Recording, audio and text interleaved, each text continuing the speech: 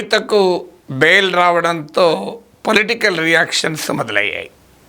BRS ఎందుకు bail వచ్చింది, ఎలా బెయిల్ వచ్చింది అని తన వర్షన్ చెప్తుంటే, బెయిల్ రావడానికి కారణాలు బీజేపీ ఎలా చూస్తుందో ఆ పార్టీ నాయకులు చెప్తున్నారు. సో BRSకు వర్షను, బీజేపీ వర్షను, అలాగే కాంగ్రెస్ వర్షన్లు వీటి బట్టి బెయిల్ ఆధారపడి ఉండవు. బెయిల్ విషయంలో సుప్రీంకోర్టు అన్నదే క్రైటీరియా. కానీ ఎవరికి తోచిన వివరణ వల్లిస్తున్నారు. సహజంగానే BRS మొదటి నుంచి చెప్తున్నట్లుగా ఇది కావాలని పెట్టిన కేసు, ఇది రాజకీయ ఒత్తిడితో పెట్టిన కేసు, BRSను కేసీఆర్ కుటుంబాన్ని ఇబ్బంది పెట్టేందుకు పెట్టిన కేసు అని బెయిల్ వచ్చిన సందర్భంగా మరోసారి పేర్కొన్నారు.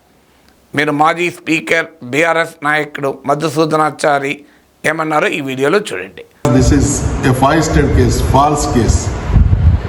In order to suppress the image of BRS party and her personal image, ED without having any evidence or ground, under pressure by political system, she was very ill treated by the ED.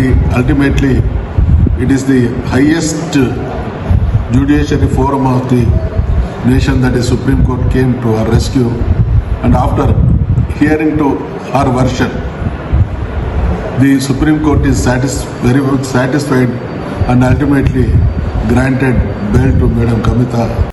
అయితే supreme court ఇవాళ bail ఇవ్వడం సందర్భంగా ఇది ఇలాంటి వ్యాఖ్యలు ఏమీ చేయలేదు.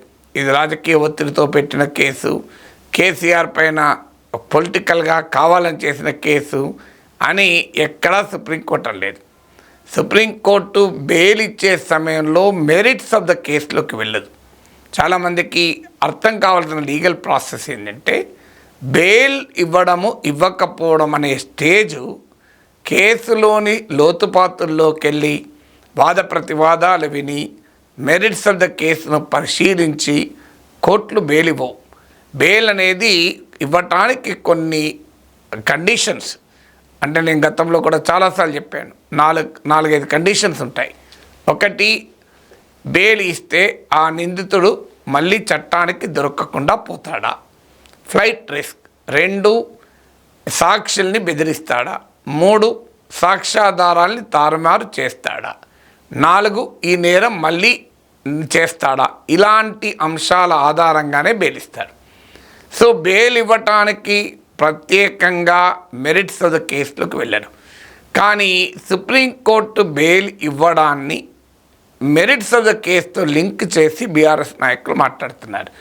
ఇదేదో కేసు పైన ఫైనల్ తీర్పులాగా మాట్లాడుతున్నారు.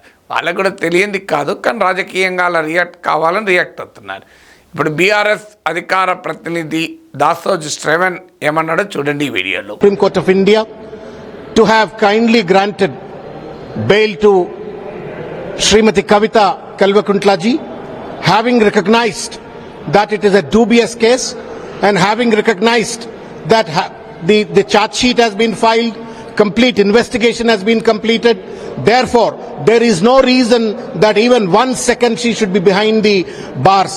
If somebody watches closely the entire observations, court proceedings, it would be very clear that it is a fabricated case. The court has questioned the conclusions made by the High Court that under Section 45 of the PMLA, on what basis that the court has come to a conclusion that just because she is a highly educated, just because she is an MLA, just because she is an MP, she does not deserve to get the bail. The conclusion that was made by the High Court has been quashed. The court also has made an observation that it is because based on the co-accused confession statements made by the co-accused, Kavitha ji has been implicated in the case, which is a false thing. That is also the court has made an observation. We are not too sure whether these observations will be part of the ultimate interim judgment that has been that will be given by the Supreme Court. But certainly during the course of the entire proceedings, these observations have been made. One thing is very clear: After you watch the entire Supreme Court proceedings, it is quite crystal clear that the entire case is a fabricated case with a political motive to suppress KCR, settle political scores with KCR, suppress BRS party. This government of India has framed false cases. This has been very clearly evident. So ఆయన ఏమంటున్నాడు, ఇది dubious case అని తేలిపోయింది supreme court ఇచ్చిన బెయిల్తో అంటున్నాడు. Supreme court ఇచ్చిన బెయిల్తో dubious case అని తేలిందని ఎక్కడ చెప్పారు, ఎవరు చెప్పారు? సుప్రీంకోర్టు చెప్పింది ఎక్కడన్నా? మీరు సుప్రీంకోర్టు ఆ జడ్జిమెంట్లను లైవ్ లా అనే వెబ్సైట్లోను, బార్ అండ్ బెంచ్, ఈ రెండు స్టాండర్డ్ లీగల్ వెబ్సైట్స్, మీరు రెండిట్లో చదవండి. ఎక్కడా కూడా సుప్రీంకోర్టు ఈ కేసు డూబియస్ అని ఎక్కడా చెప్పలే. అఫ్కోర్స్ దాసో 7 సుప్రీంకోర్టు ఏమి అన్నది కూడా మెన్షన్ చేశారు. సో అందులో కూడా మిత్రుడు తెలివైనవాడు కనుక సుప్రీంకోర్టు అన్నది చెప్పి దానికి తన మసాలా కూడా యాడ్ చేశాడు. సుప్రీంకోర్టు ఏమన్నది క్లియర్గా దాసో 7 వీడియోలో మీరు చూసి ఉంటారు. చాలా క్లియర్, ఇన్వెస్టిగేషన్ పూర్తయింది కనుక బెయిల్ ఇస్తున్నామని. అఫ్కోర్స్ ఇంకో మాట కూడా అన్నమాట నిజం. అక్యూజ్డ్ చేసినటువంటి ఆరోపణ పైన ఒక పర్సన్ ఎలా ఇంప్లికేట్ చేస్తావు, దానికి రిలేటెడ్గా ఇతర సాక్ష్యాధారాలు కూడా ఉండాలి కదా అన్నది. బట్ ఇవన్నీ ఏవి కూడా కేసు పైన తుది తీర్పు ఇవ్వటానికి, అంటే కవిత దోషి నిర్దోషి అని చెప్పటానికి సుప్రీంకోర్టు అనలేదు. సుప్రీంకోర్టు ఈ దశలో కేవలం బెయిల్కు అర్హురాలా కాదా, ఈ స్టేజ్లో బెయిల్ ఇవ్వవచ్చా లేదా అనే అంశాలకు మాత్రమే వెళ్ళారు. సో ఇక భారతీయ జనతా పార్టీ సహజంగానే విమర్శలు ఎదుర్కొంటుంది. దీని వెనకాల బీజేపీ ఉంది. బీజేపీతో బీఆర్ఎస్కు ఏదో ఒక ఉడంబడిక కుదిరితేనే బెయిల్ దొరికింది అనే ఆరోపణ అనివార్యంగా వస్తుంది.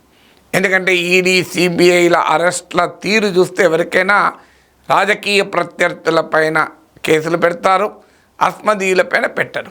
ఈ విషయమే బీఆర్ఎస్ బీజేపీలను వేధించింది అసెంబ్లీ ఎన్నికలకు ముందు. అసెంబ్లీ ఎన్నికలకు ముందు కవిత అరెస్ట్ కాకపోవడం బట్టి బీజేపీ బీఆర్ఎస్ల మధ్య ఏదో అవగాహన ఉంది అని కాంగ్రెస్ చెప్పింది, ప్రజలు నమ్మారు, ఆ 2 పార్టీలు ఓడించారు. అందువల్ల బీజేపీ ఇప్పుడు తన ప్రయత్నం వల్ల ఈ కేసులో కవితకు బెయిల్ రావటానికి తమ పార్టీకి సంబంధం ఏమీ లేదు. అది చట్టము తన పని తాను చేసుకుంటూ పోతుంది. సుప్రీంకోర్టు బెయిల్ ఇచ్చే లా ప్రాసెస్లో ఇస్తుంది. ఇదే విషయాన్ని మీరు బీజేపీ నాయకురాలు స్వయాన అడ్వకేట్ అయిన రచనా రెడ్డి లీగల్ పరిభాషలో కూడా ఏం చెప్పారో ఈ వీడియోలో చూడండి. The BJP party sees it, and as a lawyer as well, I see it as the Honorable Supreme Court following the due process of the law. I mean, she's an under trial. She's an under trial, and the Delhi liquor policy investigation is ongoing.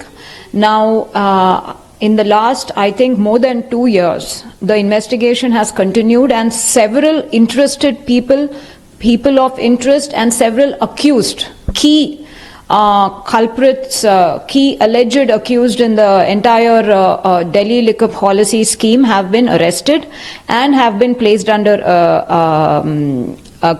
custody and investigated.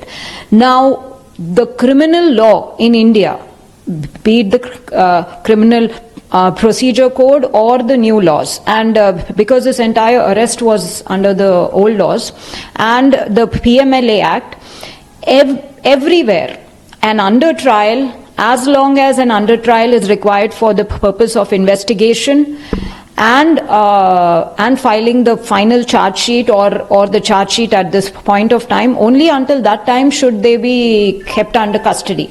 Because what is the purpose of bail? I don't want to give a small law class here, but the purpose of bail is to stop the accused from tampering evidence, is to stop the accused from intimidating witnesses, and to stop the accused from leaving the country or being a flight risk or becoming incognito. Now, while the Delhi liquor policy investigation was continuing in the last 2.5 years, Kavitha, Anish Sisodia, Arvind Kejriwal were all arrested, kept in custody and interrogated and investigated.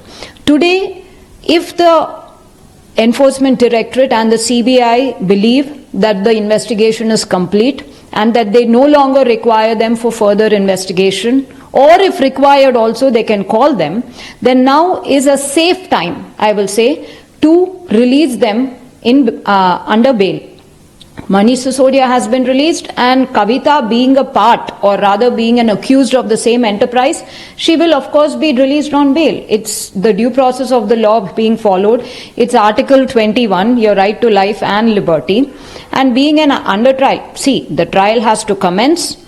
She will be called back again and again to court, etc., for giving evidence, testimony, etc. And once the trial completes, the conviction or acquittal will be decided by the honorable courts. But as an under trial, once investigation is complete and the authorities are ready to file or have filed the charge sheets or the required documentation, they are free to be released on bail. So the Honorable Supreme Court has only done that, followed the due process of the law. So అందువల్ల BJP అనేది ఏంటి, మాకేం సంబంధం, bail supreme court ఇచ్చింది, supreme court legal ప్రాసెస్లో ఇచ్చింది అని. నిజమే, సుప్రీంకోర్టు బెయిల్ ఇవ్వటానికి చట్టపరమైన ప్రక్రియలో భాగంగానే ఇచ్చిన మాట నిజం. సో ఏమి అన్నది సుప్రీంకోర్టు బెయిల్ ఇవ్వటానికి 2 ఫ్యాక్టర్స్. ఒకటి, ఒక విచారణ సమయంలో under trial custody cannot be a punishment. Supreme court అనేక తీర్పుల్లో కూడా చెప్పింది, విచారణ సందర్భంగా జైల్లో ఉండడం, కస్టడీలో ఉండడం జైలు శిక్షగా మారకూడదు అని. ఈవెన్ మనీష్ సిసోడియా కేసులో కూడా అదే చెప్పింది. నేను ఇంకో వీడియోలో కూడా చెప్పాను, ఎందుకు బెయిల్ ఇచ్చారన్న వీడియోలో క్లియర్గా చెప్పాను. Right to speedy justice, article 21 Rachana Reddy కూడా ప్రస్తావించారు, right to life and Liberty అని. సో అందువల్ల రైట్ టు లైఫ్ అండ్ లిబర్టీలో భాగంగా నీవు అవసరాన్ని మించి కస్టడీలో నిందితుల్ని ఉంచకూడదు అన్నది సుప్రీంకోర్టు విధానం. సో అందువల్ల అండర్ ట్రయల్ను కస్టడీని శిక్షగా మార్చకూడదు. అంటే విచారణ సమయంలోనే నువ్వు సుదీర్ఘకాలం జైల్లో ఎలా పెడతావు? ఆల్రెడీ విచారణ పూర్తయింది, ఇన్వెస్టిగేషన్ పూర్తయింది, ఛార్జ్షీట్ దాఖలైంది, కేసు విచారణ త్వరలో ముగిసే అవకాశము కూడా లేదు. ఎలా? ఎందుకంటే 493 మంది 493 విట్నెస్లను విచారించాలి, 50,000 పేజీలకు పైగా ఉన్న డాక్యుమెంటేషన్ను అధ్యయనం చేయాలి. అందువల్ల ఈ కేసు ఇంత త్వరగా ముగియదు. మరి అప్పటిదాకా అండర్ ట్రయల్ కస్టడీలో ఎలా ఉంచుతావు? Article 21 right to life and liberty effect అవుతుంది కదా. అది ఆ గ్రౌండ్ పైన సుప్రీంకోర్టు కవితకు బెయిల్ ఇచ్చింది.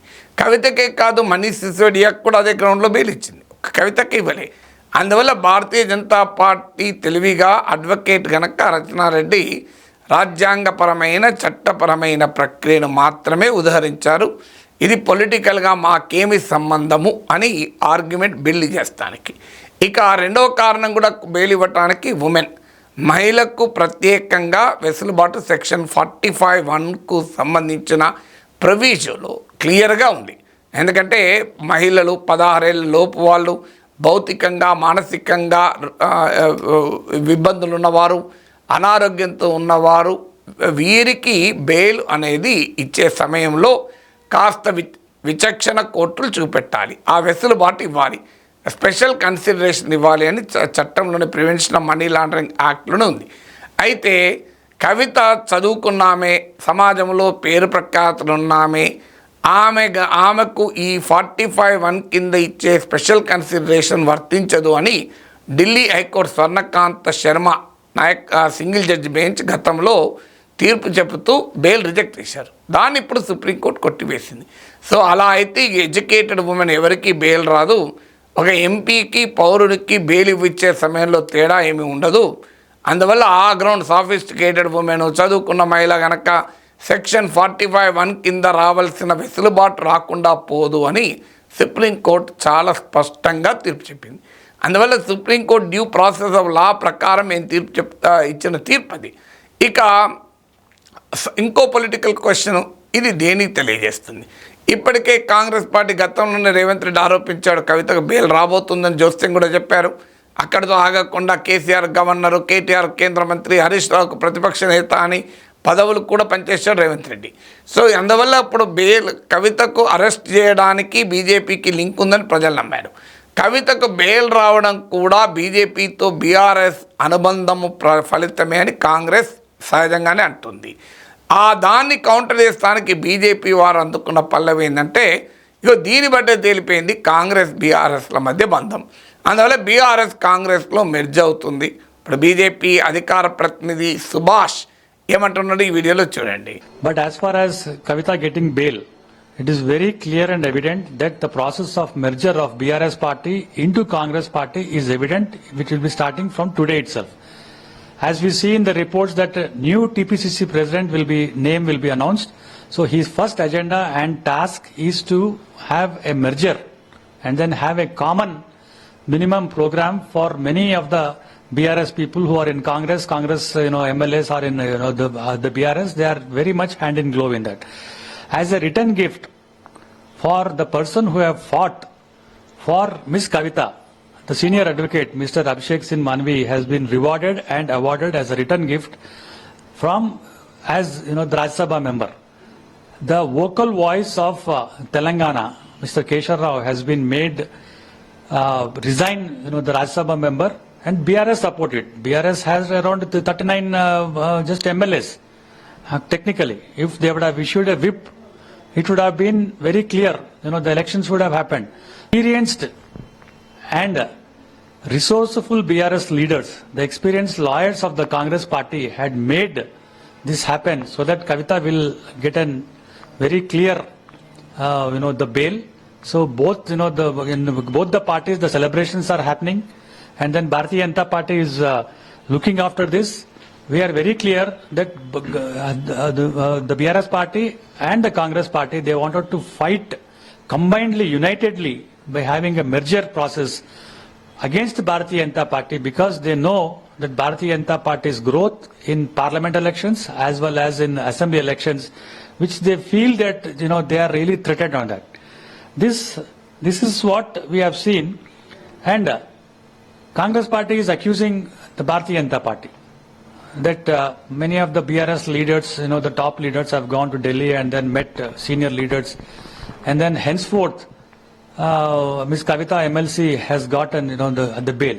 The Congress party has an habitual habit of insulting the constitution, insulting the courts, insulting the citizens of this India, insulting the voters also, insulting the government, and insulting everyone in this country, which we have seen in UPA 1 and UPA 2. And we see that KCR will definitely go to Sonia Ma, fall on her feet, and then thank her that his daughter has been granted bail, so that they can have the celebration. The merger process will start from today itself.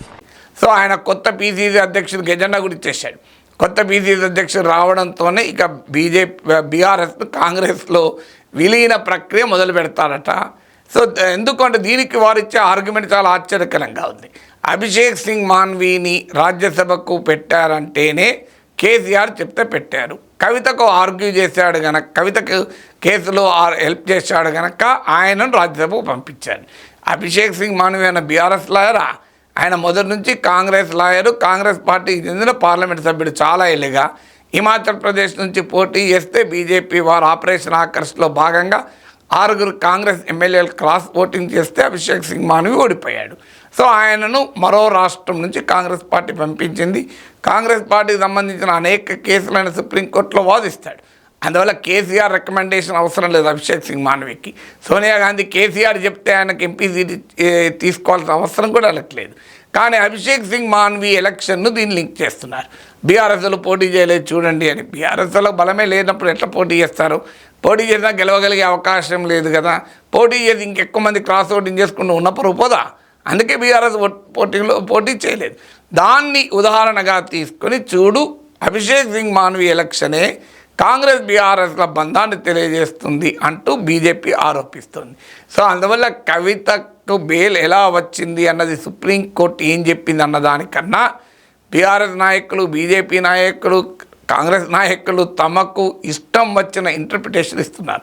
ఈ నాయకులకు బహుశా contempt of court ధిక్కారణ ఆ చట్టము బహుశా చదివి ఉండకపోవచ్చు, చదివినా మర్చిపోయారేమో.